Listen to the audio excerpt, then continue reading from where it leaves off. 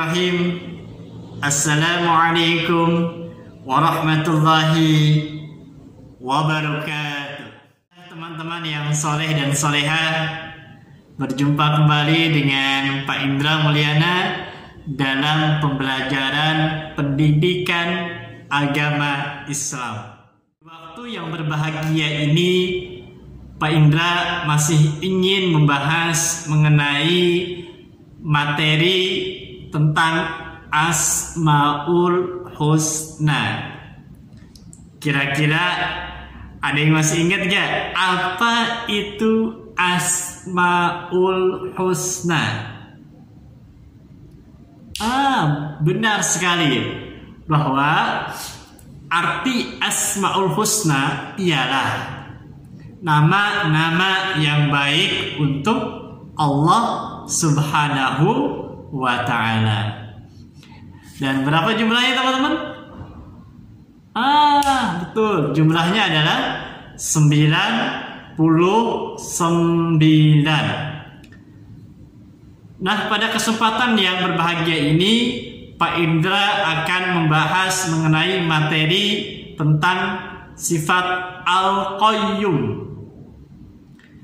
Apa itu Al-Qayyum?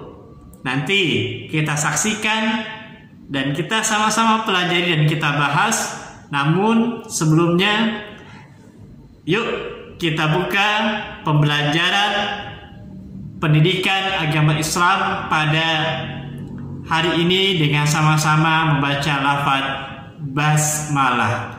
Bismillahirrahmanirrahim. Mudah-mudahan setelah kita membuka pembelajaran agama Islam dengan lafaz basmalah, Allah berikan kemudahan kepada kita dalam menuntut ilmu dan kemudahan juga untuk menjalankan apa yang sudah kita pelajari. Amin, amin ya rabbal alamin. Teman-teman yang soleh dan soleha, tadi kita sudah sama-sama ketahui bahwa hari ini akan membahas sifat Al-Qayyum. Al-Qayyum artinya adalah Allah Maha Berdiri Sendiri. Jadi Allah tidak butuh bantuan siapapun. Nah, teman-teman yang soleh dan soleha, tadi teman-teman juga sudah menjawab bahwa jumlah Asmaul Husna itu ada 99. Al-Qayyum sendiri ini berada di urutan ke-63. Di urutan ke berapa teman-teman? 63. Nah, ini harus diingat ya teman-teman yang soleh dan soleha. Selanjutnya, teman-teman yang soleh dan soleha, apa sih yang dimaksud Allah itu memiliki sifat Al-Qayyum atau Allah Maha Berdiri Sendiri? Maksudnya ialah Allah tidak membutuhkan makhluknya. Jadi Allah bisa mandiri tanpa bantuan dari siapapun. Itu ingat. Contoh misalnya, Allah tidak butuh bantuan untuk menciptakan bumi dan langit yang dibuatnya. Allah nggak butuh tuh. Kemudian Allah tidak butuh bantuan makhluknya untuk mengatur alam jagat raya ini. Allah nggak butuh. Dan juga Allah tidak membutuhkan manusia. Allah tidak membutuhkan manusia dalam penciptaan apapun. Justru teman-teman, manusialah yang membutuhkan Allah. Ketika Allah Subhanahu wa ta'ala tidak butuh manusia, tidak butuh makhluk yang lainnya dalam menciptakan, mengatur alam jagat raya ini, bahkan seluruh yang Allah ciptakan, ini menandakan Allah itu kuat. Allah bisa berdiri sendiri. Maka ketika ada zat yang bisa berdiri sendiri, maka wajib, maka sah kalau Allah itu adalah Tuhan kita yang kita sembah. Kenapa? Karena Allah tidak memiliki kelemahan, kesalahan sedikit apapun. Ada 3 pembelajaran atau 3 hikmah yang dapat kita ambil dari sifat Al-Qayyum. Yang pertama, Allah ingin mengajarkan kemandirian kepada hamba-hambanya. Jadi teman-teman, kalau sudah selesai mempelajari Al-Qayyum, harusnya sebagai seorang siswa yang hebat, dia berubah menjadi siswa yang mandiri. Misalnya habis makan biasanya dicucikan piring gelasnya oleh ayah bundanya. Nah, setelah belajar Al-Qayyum ini, dia harus mandiri. Habis makan piringnya dicuci sendiri, kemudian gelasnya dicuci sendiri. Kalaupun misalnya lagi libur, cuci sepatu sendiri. Itu bagian dari kemandirian. Jangan sedikit-sedikit, "Mama, tolongin ambil ini, Ma. Ayah, tolongin ambil ini ya." Nah, ini berarti belum mandiri ini. Apalagi ini sudah kelas 5. Kelas 5 harusnya sudah mandiri. Bukan hanya dia bisa mandi sendiri, kucing juga bisa mandi sendiri, teman-teman.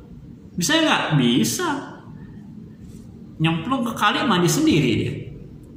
Tetapi sebagai seorang siswa muslim yang hebat, dia harus mulai berdiri sendiri, mandiri.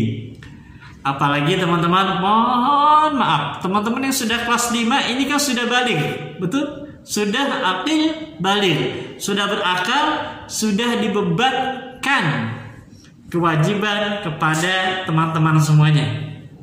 Karenanya, yuk teman-teman semuanya, Pak Indra mengajak kita mandiri dalam hal kehidupan kita. Dimulai dari yang terkecil. Contoh, baju seragam, cuci sendiri kalau kotor. Baju main misalnya, nanti sore nih kamu main, kotor, jangan ayah bundanya suruh nyuci, kamu cuci sendiri. Sudah kelas 5. Kalau kelas 1 wajarlah begitu. Tapi kalau sudah kelas 5 nggak wajar. Kalau makan, habis makan, cuci piring, cuci tempat minum sendiri. Minimal, maksimalnya kamu cuciin tuh. Ya, piring bekas ayah bundanya, kakaknya, adiknya. Mandiri seperti itu teman-teman. Terutama mohon maaf kepada para akhwat, kepada para siswa-siswi ini yang cantik, yang solehah. Kelak kamu akan menjadi seorang ibu, menjadi ibu rumah tangga seperti mama umi kamu. Kalau tidak dilatih dari kelas 5 nih, kapan kamu akan mulai? Jangan sampai nanti kalau kamu udah dewasa bingung, "Mah, cuci piring bagaimana, Mah?" Kenapa? Karena kan dulu aku kalau makan cuciin mulu sama mama. Jangan sampai begitu. Ingat, mandiri. Yang kedua, kita dilatih oleh Allah untuk tidak memberatkan orang lain. Kalau pekerjaan itu bisa kita lakukan sendiri, maka lakukan. Jangan nyuruh orang lain. Umpama beli es di Bubutet nih, misalnya beli es di Bubutet, tumpah. Jangan nyari Mang Ihin, sini Mang Ihin, tolongin dong es aku tumpah. Kalau bisa dilaksanakan sendiri, bersihkan sendiri. bilang sama Mang Ihin, pelan mana ya? Kenapa? Karena es aku tumpah nih, pengen aku bersihkan sendiri. Ataupun di rumah, seumpama bundanya sudah menyiapkan teh manis atau sudah menyiapkan susu, nggak sengaja itu tumpah tersenggol oleh kamu, maka sebagai seorang siswi yang baik, ketika tumpah nggak langsung manggil mama, "Ma, susu aku tumpah, Ma, teh manis aku tumpah, Ma." Tapi dia langsung ambil lap atau topo, kalau bahasa Indo, bahasa Indo mah topo, ambil lap, bersihkan, tidak merepotkan orang lain. Begitu teman-teman, ketika teman-teman memiliki sesuatu keinginan, ini karena saya sudah kelas 5 nih, ketika menginginkan sesuatu, umpama ingin HP, kalau ingin HP, maka saran Pak Indra adalah kamu menabung, jangan merepotkan ayah bundanya. Jangan nangis minta ke ayah bundanya, "Ayah, bunda, aku pengen HP." Kira-kira merepotkan ayah bundanya nggak tuh? Padahal ayah bundanya tidak berpikir untuk memberikan HP untuk kamu, tapi berpikir bagaimana untuk makan sehari-hari, bagaimana untuk membayar SPP kamu, uang kegiatan kamu, daftar ulang kamu, belum adik kamu juga sekolah. Jangankan memikirkan HP, memikirkan kebutuhan untuk kamu saja sudah sangat pusing. Pak Indra, bagaimana? Tapi kan aku pengen HP, Pak Indra. Caranya tadi Pak Indra sampaikan, jangan merepotkan orang tua kamu. Kamu kan diberikan uang jajan, simpanlah itu sedikit, bersabar. Kalau memang sudah waktunya, belikan HP. Atau yang lain, saya beli tas, Pak Indra, tas aku kok sudah bolong-bolong ya, tapi ayah bundaku belum ada uang nih Pak Indra, bagaimana caranya? Ya kamu nabung.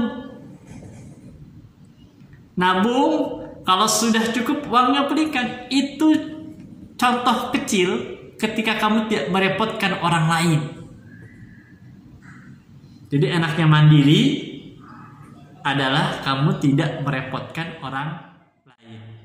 Yang ketiga, teman-teman yang dimuliakan Allah Subhanahu wa ta'ala, bahwa dengan sifat Al-Qayyum ini, kita sebagai seorang muslim yakin bahwa semua yang diciptakan oleh Allah Subhanahu wa ta'ala ini diciptakan sendiri oleh Allah.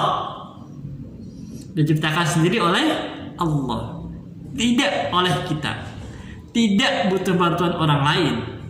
Sehingga apa? Ketika kita yakin dan merasa yakin bahwa Tuhan kita itu hebat karena menciptakan semuanya sendirian, maka kita ada kebanggaan sebagai seorang muslim. Hebat dong. Allah Tuhan saya yang saya sembah tidak butuh bantuan orang lain, hebat karena kuat, karena Allah menciptakan segala sesuatunya itu sendiri, tidak butuh yang namanya bantuan orang lain.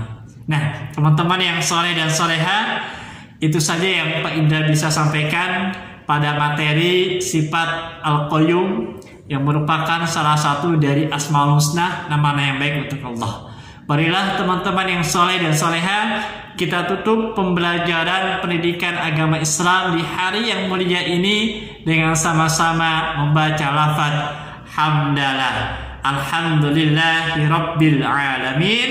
Ingat pesan Pak Indra, mulai sudah kelas 5, mulailah mandiri, jangan repotkan orang lain. Demikian, wassalamualaikum warahmatullahi wabarakatuh.